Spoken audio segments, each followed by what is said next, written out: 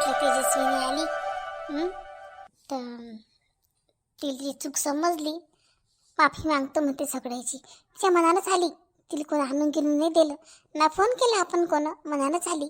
तिला तिची चूक समजली, पचारात झाला तिले, माफी मागतो म्हणते ती. ठीक आहे ना, मग काय चांगली गोष्ट आहे. तिला तिची चूक समजली, चांगली गोष्ट आहे. माफी काय मागा लागते? माफी पिकी मागू नको म्हणा. माफी नको मागू म्हणा, राहू दे म्हणा. नाही, तिची इच्छा आहे माफी मागायची, मागू द्या ना. ठीक आहे मग, ठीक आहे, बोलाव तिला. आई किशोरला फोन केला होता का तुझ्या? किशोरला सांगा लागेल ना. काय सांगा लागते? त्याला कधी सांगसान तर तो येणार नाही. त्याला खरं कारण माहीत पडलं ही आली तर तो येणारच नाही, कारण की तो नाहीच म्हणे गेली आणायचं.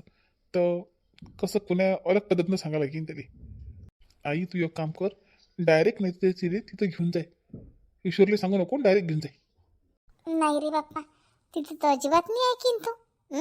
इथे तरी सगळ्याले भिवून घाबरून ऐकीन तरी. तिथे तर तो मी लगे येस तिघांमध्ये तो काम आहे, ऐकीन काय? नाही, मी त्याला इथं सायडियानं बोलावून घेतो. त्याला म्हणतो माझी तब्येत खराब आहे, अर्जंट ये. आईनं सगळा प्लॅन करून ठेवला वाटते. हो, असं चालते. असं खोटं बोलून त्याला बोलावून घे आणि मग त्याला समजून सांगू आपण, नाही ऐकलं तर. प्रियंका, तेजस्वीला आवाज दे बरं. काय काम आहे?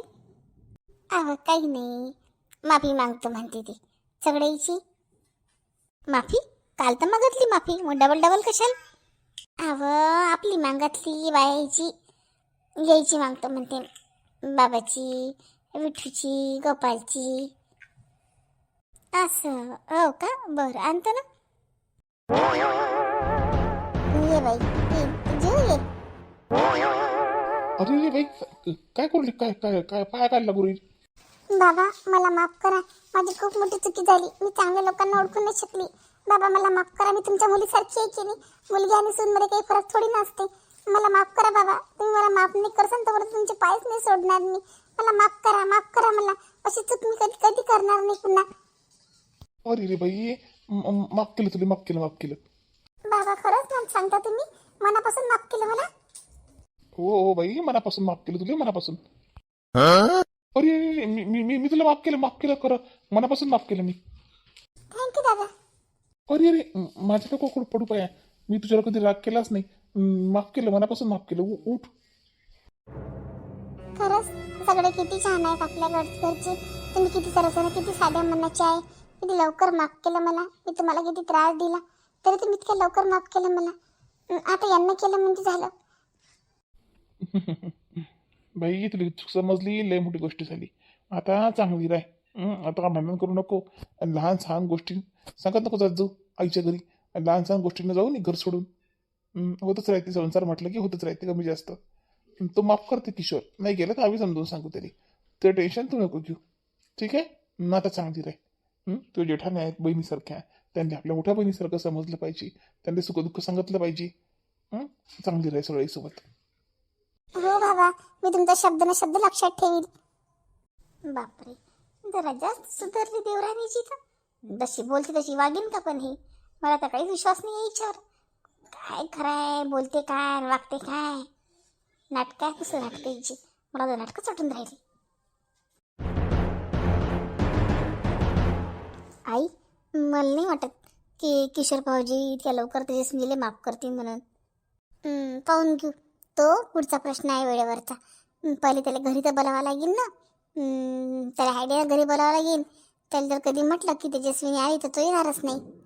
त्याला आयडियानं घरी बनवावं लागेल आणि मग त्याला चांगलं मनवा लागेल. त्या 4 गोष्टी समजून सांगायला लागतील. पण आई, तुम्ही काय काय म्हणून किशोर भाऊजीला बोलावता? आता ती येऊन गेली ती. हे पाय, तू एक काम कर, तू फोन लावून दे, मी बोलतो. मी सांगतो त्याला की माझी तब्येत खराब आहे, कारण त्याचा लय जीव आहे माहीत. आणि माझी तब्येत खराब असली की तो धावत पडत येते, तुम्ही तर माहीत आहे आई. पण ज्यावेळेस किशोर भाऊजी घरी येते ना, त्यांना खरं समजेन त्यावेळेस किती त्यांना वाईट वाटेल की आपल्यासोबत खोटी बोलली. बरोबर आहे ते प्रियंका, खोटं बोलू नये आणि त्याला वाईट वाटेल.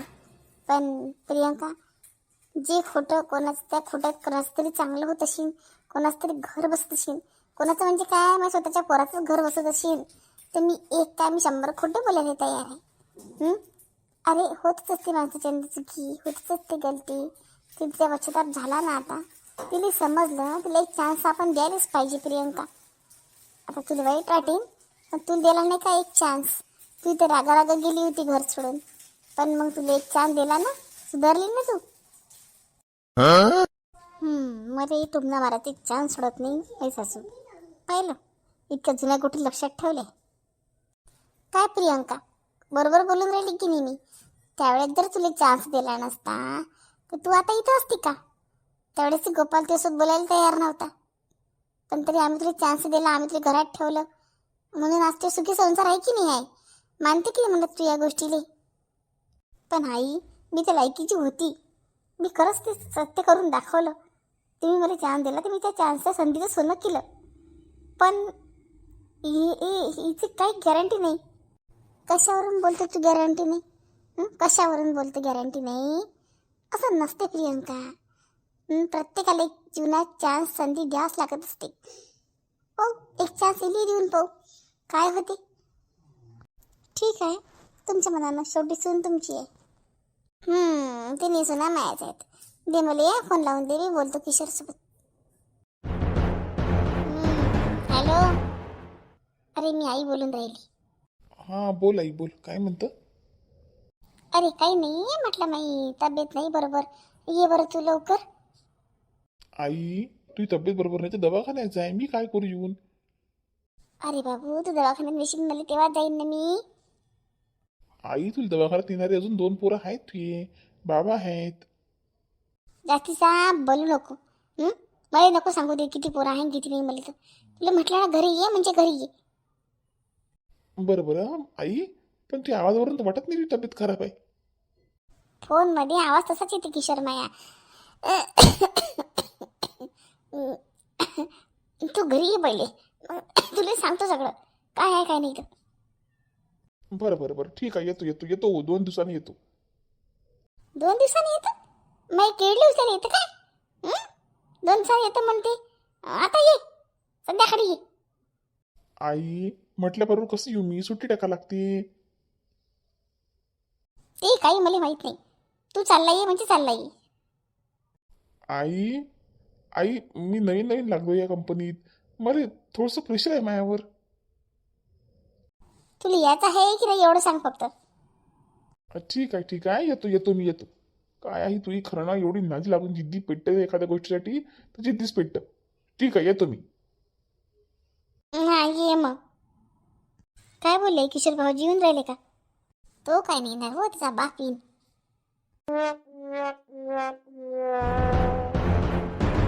आई आई, अरे हे इथं कशी काय? तिला कोण आणलं इथं?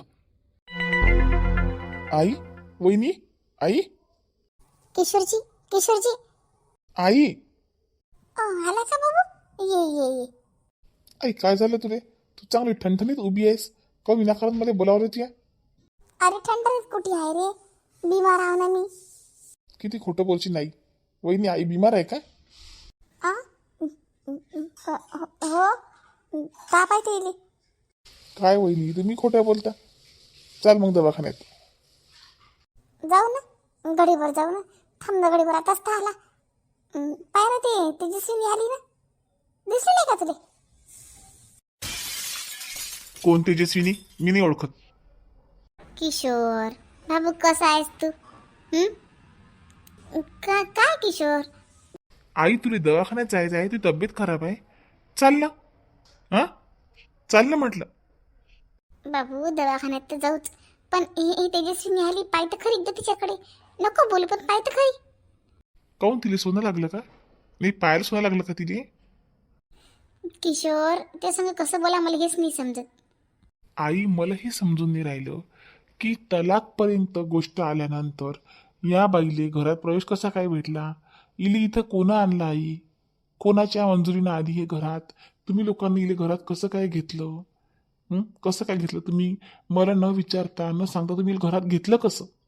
हिच्यासाठी तुम्ही मला इथपर्यंत बोलावलं, लक्षात आलं ते माझ्या. नुसतं बिमारीची जर नाटकं होती, बहाणे होती, पण हिच्यासाठी तुम्ही मला बोलावलं ना. आणि ऐकून घ्या, कान उघडे करून ऐकून घ्या. वहिनी तुम्ही पण ऐकून घ्या. जे तुमच्या मनात आहे ते माझ्या मनात अजिबात नाही आहे. समजलं ना? तेजस्विनी आणि किशोर हे कधीच एक होऊ शकणार नाही. ही काळ्या दगडावरची रेष आहे आणि हा माझा लास्ट डिसिजन आहे. समजलं?